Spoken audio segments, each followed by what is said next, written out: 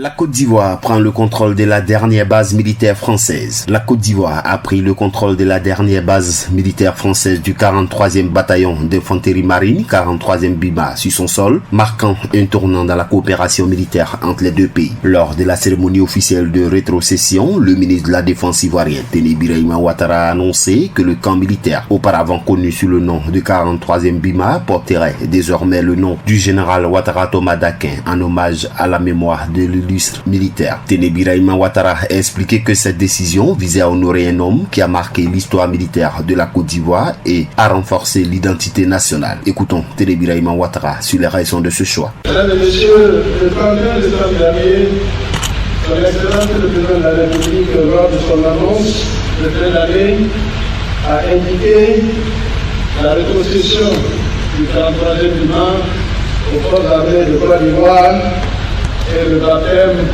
au nom de feu le général Ouattara Thomas Dakin. La décision de rétrocession du 43e BIMA est le fruit d'une longue concertation. Ce acte marque une nouvelle étape dans les relations d'amitié et de coopération stratégique entre nos deux nations.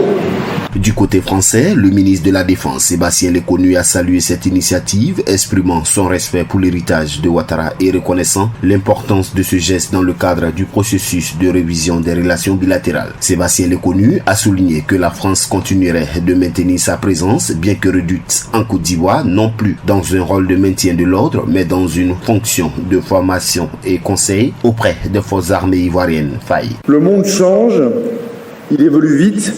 Il était évident que notre relation de défense devait, elle aussi, évoluer, car il faut le redire, la France transforme sa présence, la France ne disparaît pas.